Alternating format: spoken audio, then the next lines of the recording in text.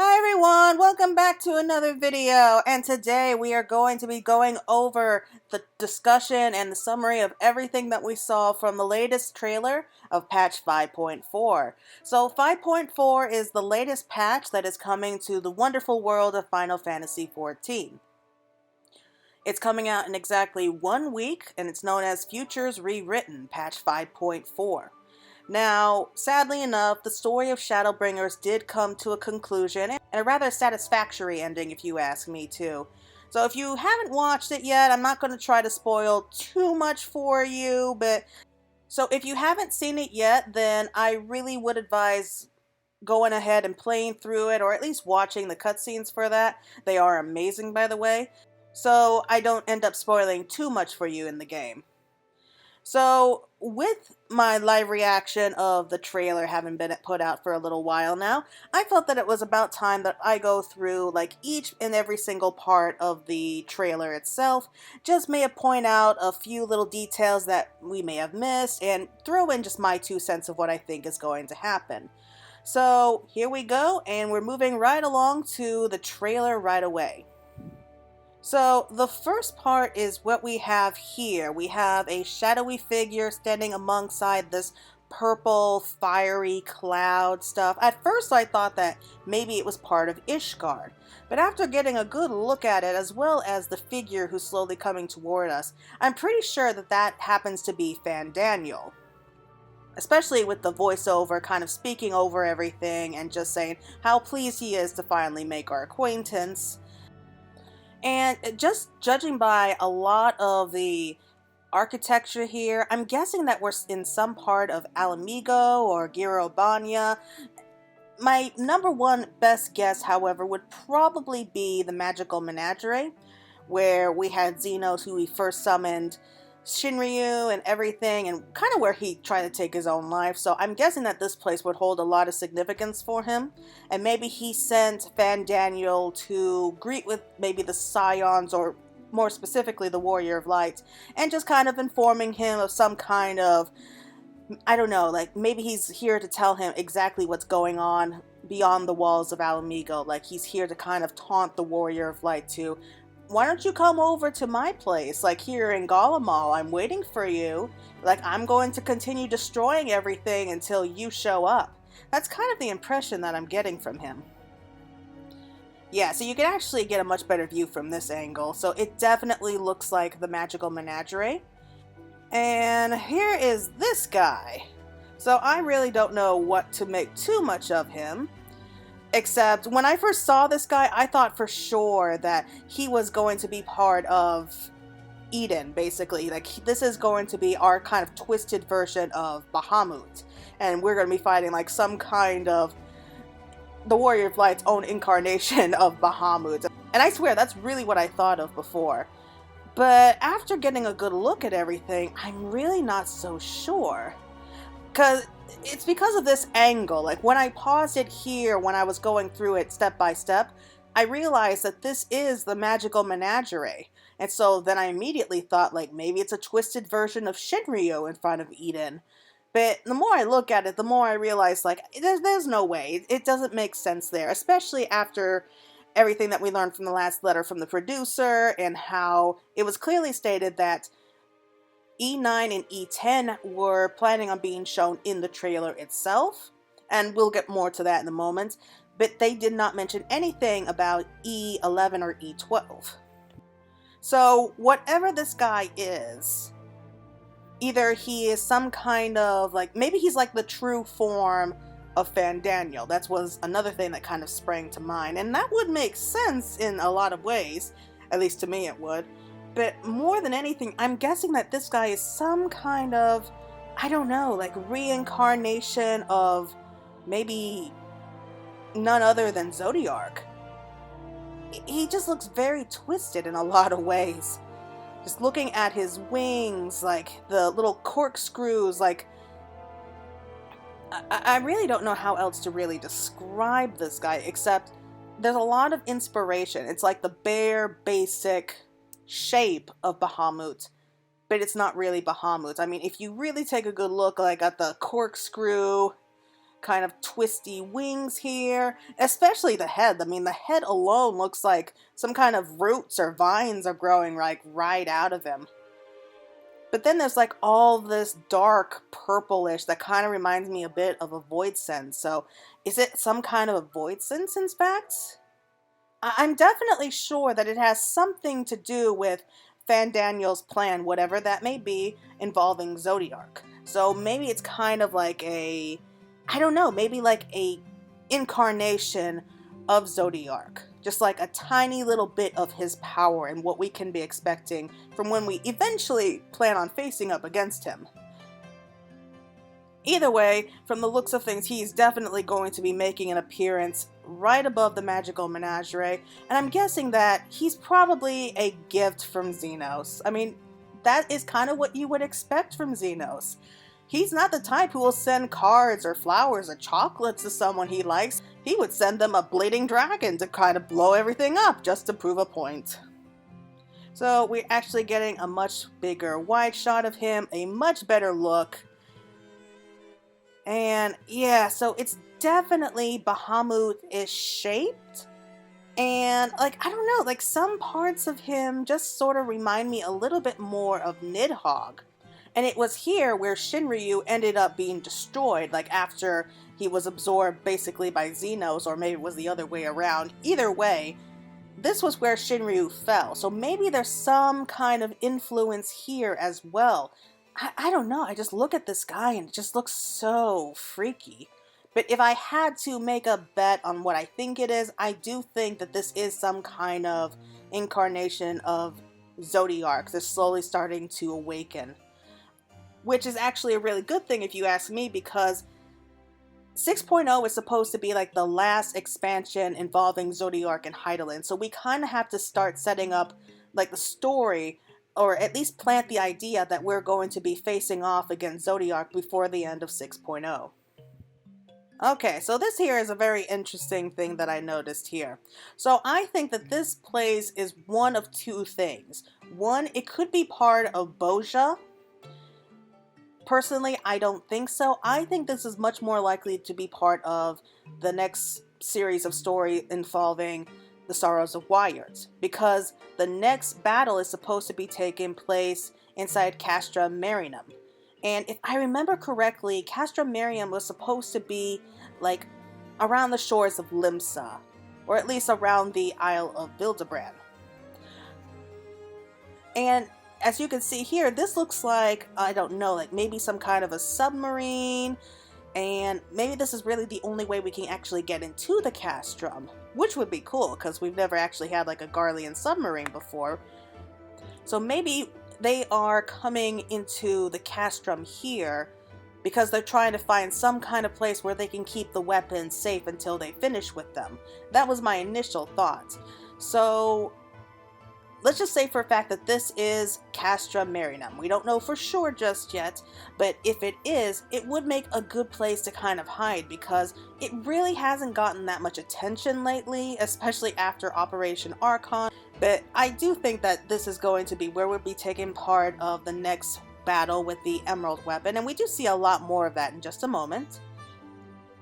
Okay, so next up here, this looks like just kind of villages, some farmland, and it is not in good shape. It looks like there are fires breaking out all over the place. There's explosions just sort of erupting from the ground. And at first I thought that this part here was kind of like snow, but it's not snow. It's kind of like, it reminds me of ceruleum, or rather their fuel for all their magitech. Now it is said that ceruleum is highly flammable and also very explosive. But it also doesn't look exactly like it either. These look more like kind of etheric explosions, because ether kind of flows throughout the planet. It's like it's lifeblood. And it's almost like bursting out of the ground, like erupting like geysers. Like maybe ether is just sort of collecting underneath places so much that it just sort of builds up and up until it's like a volcano and it just bursts out of the ground, and just whatever happens to be there is immediately destroyed once it catches a good blast of the etheric energy. Now this looks like it's going to be part of the main scenario, especially since in this next scene here, we have Lise returning to the Waking Sands, or sorry, the Rising Stones. She returns to the Rising Stones. We have everybody here. So it looks like at first maybe she was just here to see everyone, just let them know that she's glad to see them, that she's relieved that everyone's okay, that they made it back, and maybe introduce her to Graha. That's going to be great. But it does look like she's meeting here in the Rising Stones, and if you don't recognize this particular part of the place, this is their infirmary. This was where everyone was sleeping when they were, shall we say, away from their bodies for the time being. Here, in this particular scene, well, I don't know if this is this scene, but she's mentioning to the others that they've had reports recently about how there are waves of just parts of Garlemald that are being destroyed. And it doesn't look like any of them have any real answers to what's actually causing it just yet. But here is the next scene where we have the Emerald Weapon. Now, it's been a long time since I played Final Fantasy VII. So, no clue yet to Oversoul. So we don't know exactly whose kind of etheric signature has kind of been masked onto the Emerald Weapon. I'm not sure if that's the right term to use. But this is actually a really good view of what we can be expecting for at least part of the Emerald Weapon's battle. Now, just like with the Ruby Weapon, the Emerald Weapon is actually going to be split into two different halves of battle. So the first half here is kind of what we can be expecting with the Emerald Weapon itself. We're probably going to be seeing a lot of battle stances that we saw from 7. And the second part, where we transit to the second part, is probably where we're going to get another clue to who Oversoul is for this particular weapon.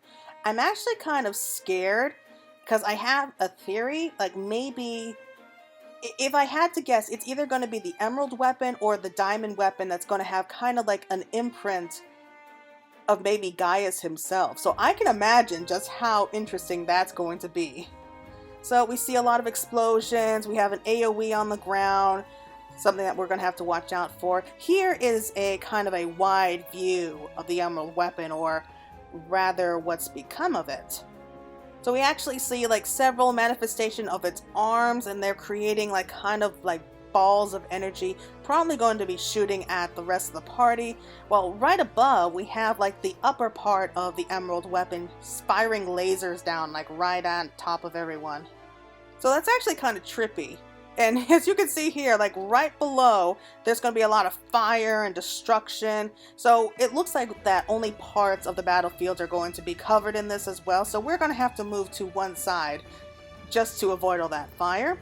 Yeah, so the Emerald Weapon ended up blasting all of that away. So we stand where it's safe. And we have the big balls of fire to worry about later on. But it's good to start preparing for that battle. Okay, so this next part is Alfonso. I think that's how you pronounce his name. So Alfonso is one of Gaius's adopted children, and it was stated that he is the eldest, so he's kind of like the big brother with all of his younger brothers and sisters. We already lost 2 of the 5, so there's only 3 left, so we don't know exactly what's going to happen next. He does not look happy. He looks pretty pissed off. So I don't know who he's mad at.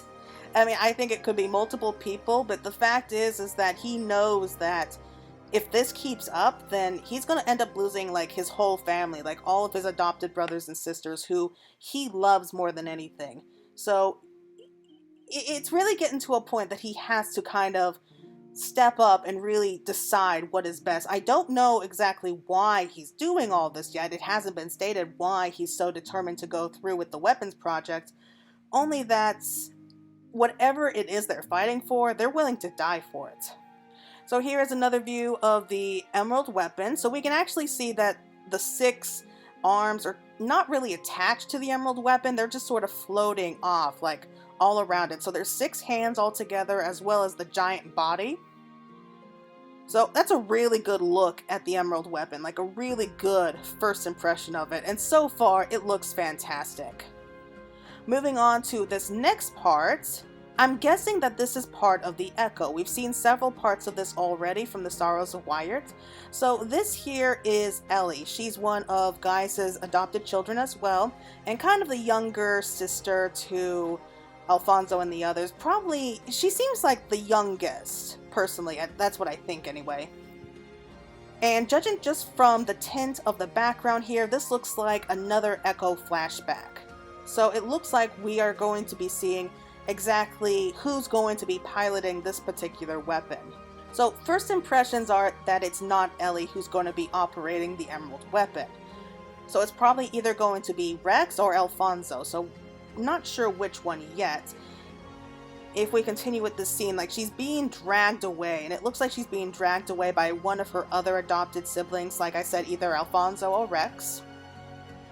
And out of all of them, she seems to be kind of the most hesitant when it comes to the weapons project. She's definitely the most reasonable out of all the siblings, as far as I could make out, because she never once looked excited about anything, while the others, they were kind of gushing here and there about the weapons and the weapons project and how, like, important this is. Ellie was the only one who looked really, really hesitant. She wasn't happy about this at all. So I'm guessing here that she's trying to put a stop to the weapons project herself. Maybe we end up crossing paths with Ellie eventually, and she's the one who tells us more information about why they're doing this, what's going on. And maybe she just escapes after trying and failing to spare her brother from a horrible fate. Now, we don't know who it is. It's not really shown clearly here. I mean, you can kind of see his horns, what his horns look like. I'm guessing that it's really Alfonso who's here. And maybe, okay, so maybe Alfonso's going to be the one who pilots the diamond weapon, and it's Rex who's actually in charge of the emerald weapon. That would make a lot more sense. Okay, so that's what we'll be saying for right now. Either way, it looks like she's being dragged away trying to put a stop to everything. They're not listening, and so they're kind of having to brush her off and push her aside by force while they continue on with the emerald weapon. So one last look at the emerald weapon and all of its glory, I suppose you should call it. This looks like it's part of the opening cutscene, like the opening battle from when the emerald weapon's just about to attack us. That or just before Oversoul takes in. Okay, so this is the next scene, and it's very confusing. So I don't know exactly where this takes place. Like, judging from the walls that I saw, at first I thought it was part of the Rising Stones, but then looking at all these machines and equipment and everything, like, how could you fit all of that inside the Rising Stones? Like, unless there's like a spare room we didn't know about. So I'm guessing that this probably takes place somewhere in Alomigo. That's just my best bet. So once again, I really am not 100% sure if this is part of the main scenario quest or if it's part of the Sorrows of Wyatt. But I do remember hearing Nero's voice speaking over this, and we're about to see him in another minute as Sid works on whatever contraption he has here. So we have all these screens popping up, trying to get a better look at everything, but it doesn't look like there's anything that really can tell us what's happening. But we have Nero here, and he's speaking, I'm guessing to Sid. He's saying along the lines of, if you're looking to triumph where even the Allegons have failed, you're going to need my expertise. Because it's kind of his dream to be remembered as, like, the greatest engineer of all times. Nero is an amazing character. I love his character, and I am always happy to see him because he just adds, like, that perfect foil to Sid. Like, the two of them work so well with each other. They kind of, like, bounce off each other. And they don't want to admit it, but they know that it's true, whether they like it or not. So Nero here is definitely here in the Rising Stones, and I don't know why he's been called back here, but I'm guessing it has something to do with the towers, which we will talk about in just a moment. So here is another look at all of those machines, all of this. Like, they're powered by ceruleum from the looks of things. And again, I don't know. It's really confusing because at first I thought this was all part of the Sorrows of Wyatt and that Sid's kind of at home with the controls, like trying to help with whatever he can with the emerald weapon, maybe find some way to interact with Oversoul to spare the pilots of the weapons from becoming absorbed by the core. And then this scene comes up. Now this definitely looks like it takes part of the Rising Stones. Or again, maybe once again it takes place rather inside of Alamigo. Let's not forget, Alamigo was home to the Garleans for about 20 odd years. And it wouldn't surprise me if parts of the palace are just filled to the brim with like all kinds of things or crap left over by the Garleans.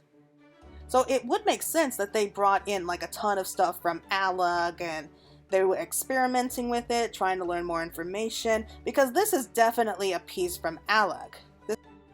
Now, as you can see how everyone is dressed here, this is definitely a piece from ancient Alag. This is like a hologram or like maybe a recorded memory from something that happened thousands of years ago, and we're going to be needing this to have a clue what's going on soon. Alright, so this next part here is actually a really cool design. So this guy is actually part of the dungeon, the brand new dungeon, which is Matoya's Revelet. It's because we have Alize, we have Y'shtola, the Warrior of Darkness, and Graha all fighting against it. I'm guessing he's like one of the bosses. I'm gonna say that he's the second boss. He's kind of like a horrible, horrible skeleton. Well, maybe not a skeleton, just like a rat. Like he's just like a horrible, horrible creature. I don't even know how best to describe it. In this next scene, we have something that is actually a bit cuter. So I don't know if this is actually another boss or maybe just some very large like trash mobs here, but it's definitely part of the dungeon as well. You can see parts of the dungeon around them, and they're like cute singing little magical familiars, kind of like all the Porogos. And I'm actually gonna feel kind of bad destroying these guys because they're so cute. Now we have a cute little back and forth here with Matoya and with Y'shtola. It looks like this is the first time they've seen each other since Y'shtola's gotten back. I can't wait to see how she reacts to hearing about how Y'shtola was using her name while on the first, and her appearance is much more similar to hers now. So you can kind of see her smirking at the idea. But it does look like we will be seeing her again real soon so that we can retrieve whatever kind of help that we're going to be needing from her, probably in more along the lines with what to do with the towers. Moving on here to this next part, we have a battle with all the others inside the dungeon, and we have a Porksy of all things right above our heads. So that's definitely a boss battle. I don't know if that's like the final boss. I'm guessing like he's going to be either the first or second one. Exactly how that's possible, though, I don't know, because as far as I was aware, Porksies were created like from the new Mool, like on the first. So I don't know how this one, like a royal Porksy, got here. Either way, it looks like he's the one in charge of guarding like all those books, countless of books. And I'm guessing that Matoya is just kind of ascending us in there and just kind of having a good laugh at us as we fight against like her creations and her little pets like protecting everything. So it looks like his nose here is actually getting pretty big, so he's going to snort and send us all flying back. We have to keep running towards it and just hope we don't die from the explosive fireballs. Alright, so next up we're getting our first scene of Boja from the looks of things.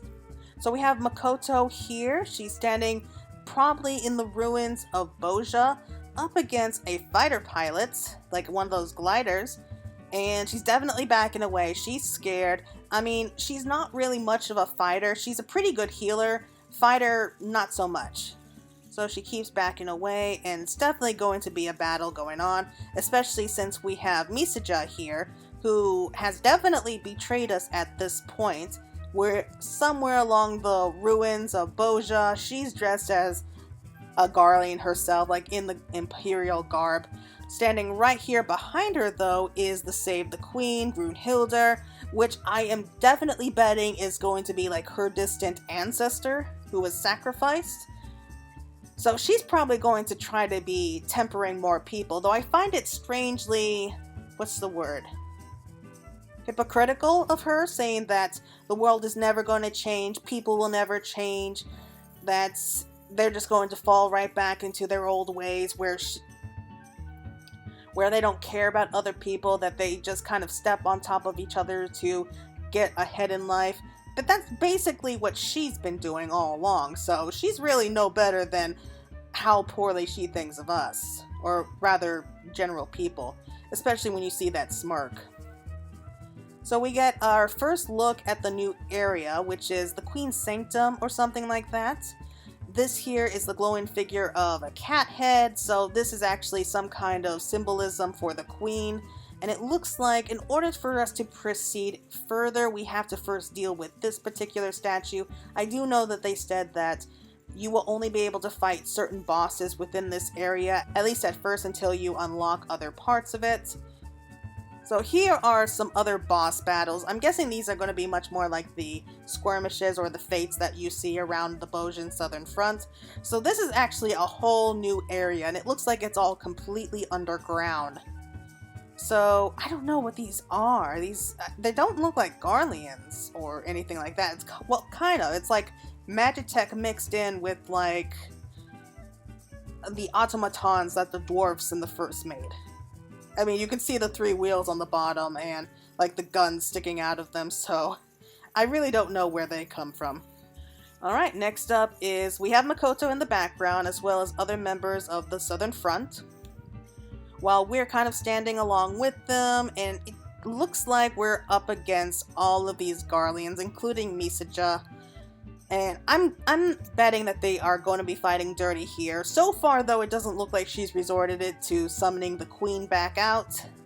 So it looks like it's just going to be us versus the Garleans for the time being. Here's another place. It looks like we're actually rushing inside the palace or the sanctum.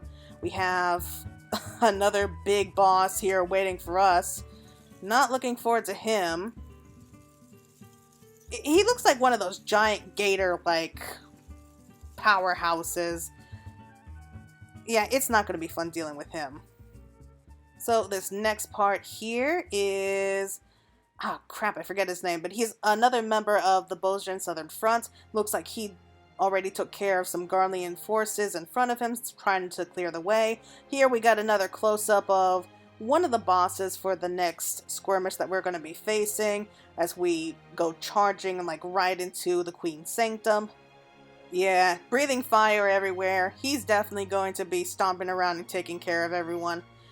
Now, moving on to the main scenario here, and oh my god, I really was so excited about this because it's probably like the biggest, like, what the hell are we seeing moments. So we're here just outside the city of Nymph. We have the Admiral here, we have the twins, and if you focus like right down here at the bottom, we have little Boga, who seems to be accompanying us. And if I remember like the screenshot from the special site, we have what looks like Alphinaud and Alize kind of in Limsa. Alize was looking exhausted. I'm guessing that she used what she learned in the first to kind of help Bago. Like help Bago to kind of come back to reality, maybe bring him back to his senses and heal him. And he's going to kind of like be a link between like mankind and the kobolds. Maybe like creating and establishing peace. Either way, we have like the whole group here from Limsa looking onward in fear and confusion because of this thing. So here, among all the ruins of Nymph, we have a tower.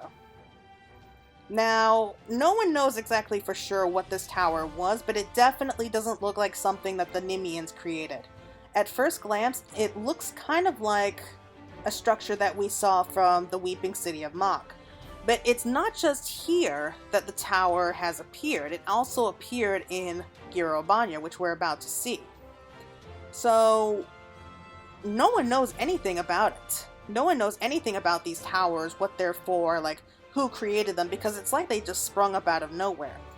However, it definitely looks like something to do with the Void. Like, just the design alone reminds me of the Void. It reminds me of the Void Arc, reminds me of the Weeping City, reminds me as part of, like, just the Void set in general. And so while everyone's wondering about that, I'm guessing, like, these are going to be what were they called? Lunar Cries? Yeah, so the Lunar Cries who act as some kind of like beacon or some kind of signal to the moon. And maybe these are actually going to be like some kind of transmitters that's going to be sending like waves, like these energy waves into the moon, because that's where Zodiac is supposed to be, like where he's rumored to be sealed up inside. So maybe these towers are the key to maybe forcing a rejoining right now to kind of bring Zodiac back right away. Because that's kind of what I picture that Fandaniel wants to do. He wants to revive his master. He wants to be... It was like just what happened with Nabrialis back in A Realm Reborn. He wasn't too focused on kind of following what anyone else said, especially when it came to Elidibus or La Habrea. He was focused on being like Zodiac's number one like disciple, like his number one like servant. And so he kind of went against everything so that he could try to steal the staff and just trigger a rejoining right away. Like these towers are going to be the key to resurrecting Zodiac right away. So we may not have to worry about the other rejoinings happening. We just have to reawaken Zodiac right away, and then he can cause an immediate rejoining altogether at once. Because Fandaniel doesn't seem like the type who really cares all that much about the world. Like, he's like one of those chaos bringers who's like really all about destruction and just for the sake of destruction. Whereas people like MXL and Elidibus, like they wanted to bring enough chaos to cause a rejoining, but they still wanted to leave enough of the world left behind for them. Fandaniel doesn't seem like someone who cares about that. Alright, so this next part here is definitely the next part of Bozja, once again, because we see like one of our allies here, like another member of the Resistance with the cash boxes right there. It looks like these little circles are going to be leading the way to other parts of like this underground sanctum. So we'll be able to unlock them one by one as we level up, or rank up I guess we should call it. So now we have the Admiral again. So here we are, definitely underground with the Kobolds in their sanctuary. And this is like the biggest scene yet. I really don't know exactly what to make of this. So I don't think it's a memory, but I do think that it's a little bit too convenient, because if you look here, we have little Bagu here in the middle, and we have like these two Kobolds. And if you remember, like way back in 3.4, it was in the scene just like this that Bagu saw like the dead bodies of his parents, like when he came back to rescue them.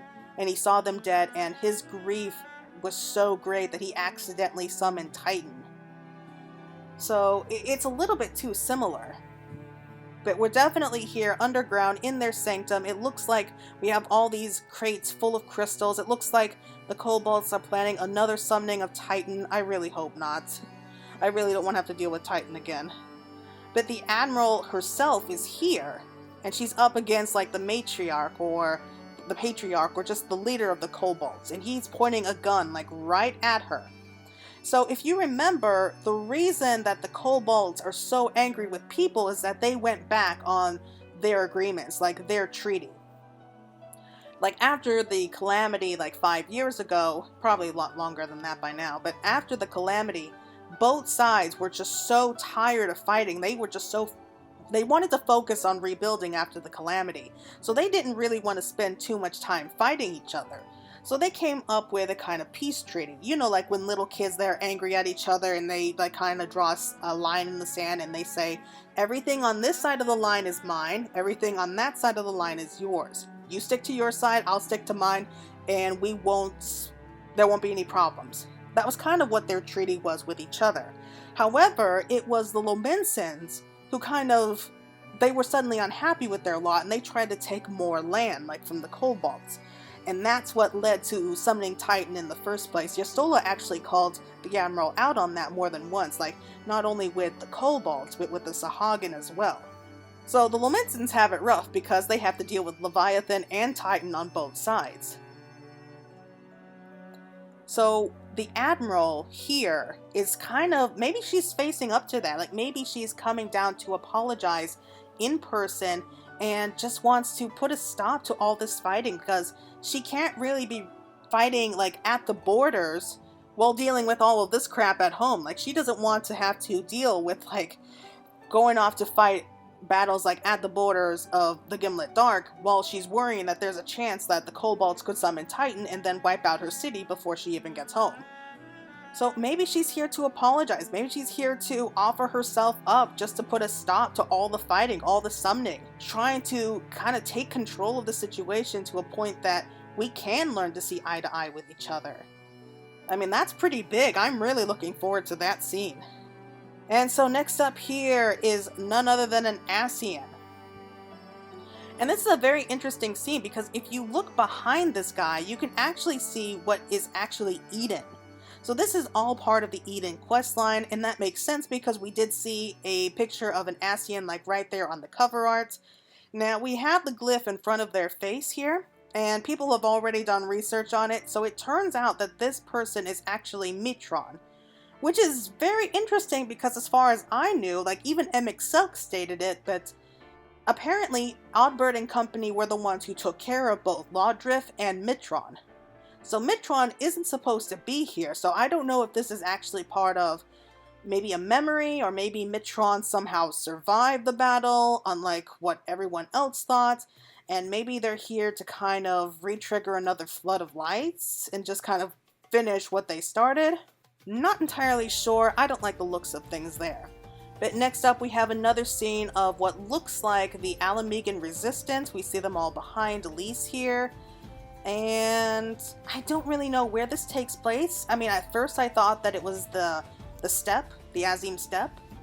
But judging from all the mountains in the background, as well as like the Resistance itself, which I don't know why they would be there, maybe it actually takes part of another part of Girobania. Maybe some place that's maybe a little bit closer to, like, on the other side of Gimlet, or maybe like another part of Gimlet where it's not so much bloody and fighting. But we see Elise here not looking happy, while we have somebody, another member of the Resistance, limping forward. So at first I thought maybe he's being controlled by, like, Save the Queen. Maybe this is actually another victim of that, and that the Garleans are using possess like more people, get more people on their side.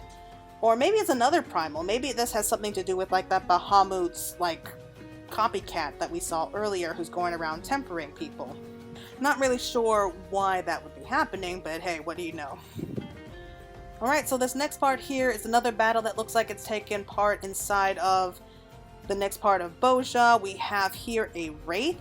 I honestly thought that this guy was part of Obeong.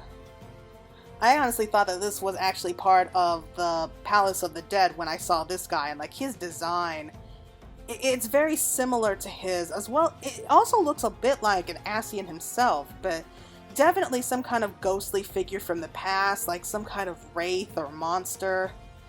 And yeah, if you just look at him from this angle, he looks just like the level 100 boss that we see in Palace of the Dead. If you haven't played that yet, you should. It's a really interesting story.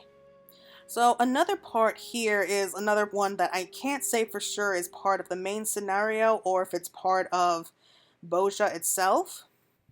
But I think really maybe it's actually part of Eden. At least that's what it looks like here from the battlefield.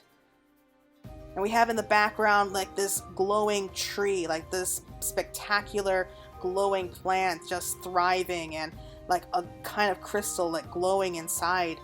So if I had to guess, I would say that this part is maybe we're coming into like the final boss of Bozja. Because it definitely looks like it takes place underground as well. So if it's not part of Eden or the main scenario, it has to be part of Bozja. I will say this, it looks gorgeous, drop dead gorgeous. And here's the next scene where we have Graha looking badass as always. Looks like he's tapping into everything that he learned over the last few hundred years. And maybe trying to impress everybody. Like, he's definitely doing something to kind of reach through, like, maybe the final boss. Like, maybe not the final boss, but like the final obstacle in Matoya's Relay. And here, this looks like a solo battle that we're going to be participating in. I don't see too many other people. So it definitely looks like that we are joining forces with the Admiral and maybe the other Maelstrom members to kind of fight our way through to the Kobolds to kind of put a stop to any kind of uprising. I'm guessing that maybe if the Kobolds learn that the Admiral isn't around so much and the majority of their forces is at the Gimlet Dark, they may try to launch like a preemptive strike. So they're here not only to put a stop to them, so maybe they came down here not only to put a stop to them, but maybe to finally put in some kind of treaty that's going to stick with both sides. So it wouldn't surprise me like if it turns out that they ask the Warrior of Darkness to help with them. And I do see like Mistbeard, like her second in command, I can't pronounce his other name. I do see him back there fighting with the second, and we're battling with the first. So hopefully that goes well. I'm really looking forward to that. This is the next part where it involves the Blue Mage. We see the Blue Mage dressed in like the new gear for it. I love the new gear, by the way. I love the design. And this guy here, I'm not entirely sure who he is, but I'm guessing he's going to be like the major boss that we're going to be battling inside the Blue Carnival, because it looks like that's where we are. We are showing off like a brand new move that we learned from Suzaku, like that kicking method. And we are showing off for the crowds as we battle against like this next brand new like high quality boss. Can't wait for that. So this next part is here. We're definitely inside of Eden. We have Gaia here. She's summoning up her hammer. It looks like shit's about to go down. So she's facing up against some kind of foe. But here is something that really gets me in that this is the world of darkness. Literally, this is the world of darkness, and I'd recognize it anywhere. I don't know if maybe this is some kind of illusion that Eden created, or maybe we actually end up going there. I really do hope that's the case, because I would love to see that place again. I mean, we've already been there once. So it looks just as creepy as before. It looks just like it. Like, everything looks exactly like how I remember when I first fought against it. Can't wait. So this here is definitely another battle that's going to be taking place with Eden, except the background here looks more along the lines of Lakeland instead of the Empty. So I don't know if we actually go to Lakeland or if this just happens to be like another illusion. But this guy, now at first when I saw him, I thought it was like maybe some kind of warped version of like Cerberus, because we saw the Cloud of Darkness inside of the battles as well. So the Cloud of Darkness was confirmed to be E9. So like level 9 with Eden. Or at least the Dissidia version of the Cloud of Darkness. So immediately I was thinking like, maybe this is like we're facing all of our old foes like from the Realm of Darkness. That doesn't look like the case here, because despite the multiple mouths, this guy here is definitely not some Cerberus, not some kind of second boss. Despite the fact that he does have multiple mouths and all those freaky eyes, and just look how powerful, like he's exploding with power, and I have a theory about him. I'll get to that in a second. But here in this scene we have Reen, so it's good to know that we're going to be seeing Reen again. And we have like these crystals, like these giant crystals filled with memory. So when we first traveled to the first, the Warrior of Darkness saw like all these giant crystals like filled with memories of people. So it looks like these also are the same thing. We see like an image of like Reen and Gaia together, like when she first thought that Gaia was being overtaken by the fairy or the darkness, and she was scared that she was never going to wake up. This is the final part with Eden. It looks like Gaia is going to be getting some answers about who she is and where she comes from, but she may not like what she finds there. Now here it looks like one of those particular crystals of memory kind of shatter like right above her. So I don't know if that means that she loses her memories, or maybe like once she sees like the image of those memories, it kind of just freaks her out. It just doesn't look good. This next part is we definitely have the twins back. So the twins are reappearing inside of the magical menagerie, or the royal menagerie, sorry. So they are facing up against somebody. We see the resistance behind them. I'm guessing this is where we're going to be confronting with Fandaniel for the first time. Like, you see Alize as fearless as ever. She's asking him like questions like, why would you do this? Like, what is it that you want? Probably.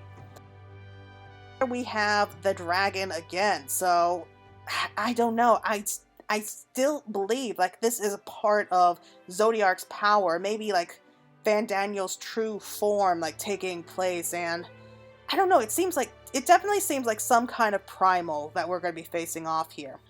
Next up is part of the battle that we're going to be facing up against with the Cloud of Darkness, the Dissidia version. So we see here like the platform, like we're inside the realm of darkness by the looks of things. We have these glowing pillars around us. We have like parts of the battlefield that look like they're disappearing. I think like if we're not careful, like parts of the battlefield are just going to disappear under us and we fall straight into the darkness. So it's going to be really awesome fighting against her. But if we watch very slowly, so everything changed in all a second.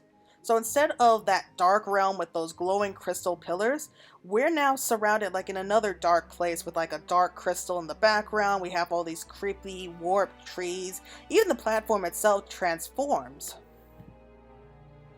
But judging like from the grooves that we see in the ground, it doesn't look like we're safe here. It looks like we may still end up being kind of rampaged through, like with the Cloud of Darkness's powers. Speaking of darkness, we have Gaia here. She's stumbling, she's trying to walk, she's falling over. I think that her mind feels like it's probably being torn apart. She's probably remembering things that she may not want to remember. And then we have this next scene, which definitely looks like another memory, like another vision of the Echo. Perhaps this is Fandaniel's memory. So looking at this, there's definitely 17 of the throne-like chairs around them. And then there's the one inside the middle where we saw Elizabeth standing before. And of course, like the statuette, like the figurehead of Zodiark right behind them. I don't know if that's really Zodiark somehow or just the figurehead, but I think it looks cool. So this is definitely like some kind of memory that we're seeing. Maybe Fandaniel's memory or one of the other Ascians. Like right in front of the figurehead, we have two Ascians facing off with each other. It could be that they were La Habrea and Igayorm. It seems like the one on the right here seems to be a woman, while the one on the left here seems to be male, at least judging from what we see with their two different outfits. So perhaps it's Igayorm and La Habrea, maybe it's another Ascian, is it Mitron, it's like one of the others, I don't know yet. It could be Fandaniel is also here as well, possibly talking with Igayorm. I don't know, Igayorm was the only female confirmed Ascian that we saw so far. So here is another image of the Cloud of Darkness, went kind of fast there. A little bit more of the battling that we're going to be facing up against. Definitely within that dark, creepy kind of forest kind of place. And here we have E10. So I'm just going to call him E10 for right now because it does seem confirmed that he's going to be the battle for E10. But judging from like his sword, like the sword comes rising out of the ground and he's just standing up on two legs, like whereas before he was kind of on all fours. So it's kind of like a werewolf kind of version of him. I think personally that this guy happens to be none other than Griever, like Griever from Final Fantasy VIII. And so that kind of stands to reason about who we can be expecting for the final boss, which would be awesome. I really hope that it's who I think it is.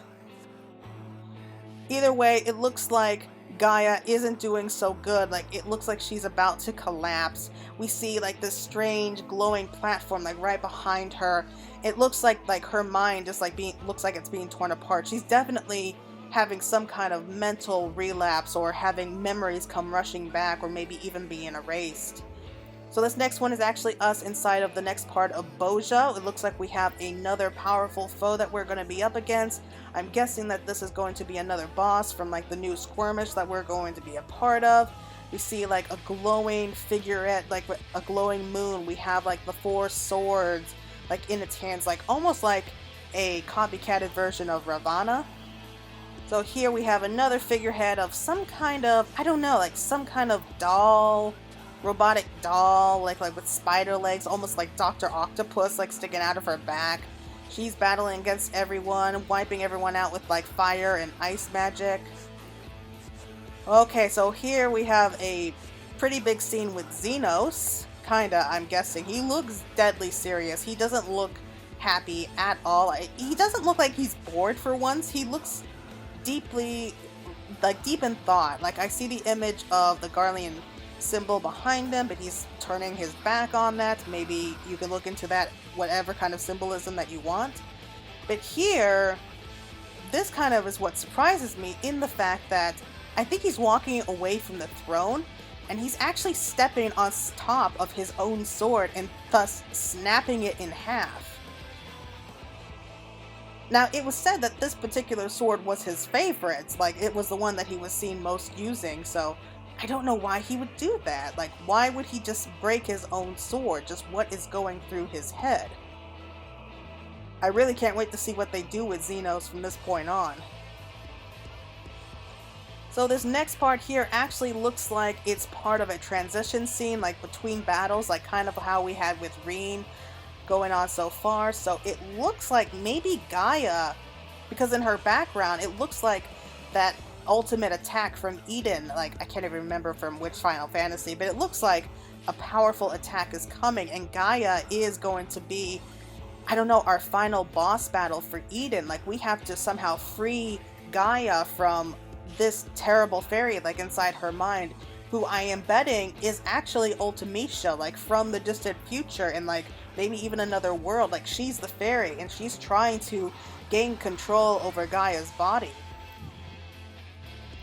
In this next scene, we have giant crystals like full of memories of the primals that we've already faced so far. So we have Titan, Leviathan, Garuda, and Ramu here. So I'm guessing that the other two, including Shiva and Ifrit, are somewhere among the mix as well. So this definitely looks like we are on the battlefield for like the final boss, who I am going to be guessing is Ultimecia. I can't wait for that. I really can't wait for that. And we have the Warrior of Darkness about to perform what looks like a limit break. So that's probably a good thing to remember, like a good thing to keep in mind. Remember to perform the limit break like right before like this big attack hits. Good to know. And finally, everything fades out here to a 3D version of both Gaia and Reen with like surrounded like memories. Like, none of these are actually scenes that are going to be taking place inside the new cutscenes. Like, these are all images we've seen already. And here we go where they transition straight into Futures Rewritten, the artwork. Right, so that was a lot to take in, a lot to really go over. I'm sorry if I talked for so long. Like, as soon as I got started, I couldn't stop. But yeah, that's everything that we know so far. Like, those are my speculation, just what I pointed out that I noticed, what I saw among everything else. I know I talked for a little bit while, so I'm just going to hurry and wrap this up. You're probably tired of hearing my voice. But yeah, those are my predictions, my personal thoughts to what I think is going to be coming for us in patch 5.4, Futures Rewritten. What do you all think? Do you like my ideas, my suggestions? Did you perhaps notice something that you didn't see before, or maybe something that I may have missed? Please let me know what you think is going to happen inside the next patch. And until next time, everyone, I guess that's going to be it for now. So you all take care out there. The world is a dangerous place, and it's just about to get a little bit more exciting if you ask me, though. So take care and have a good rest of your day.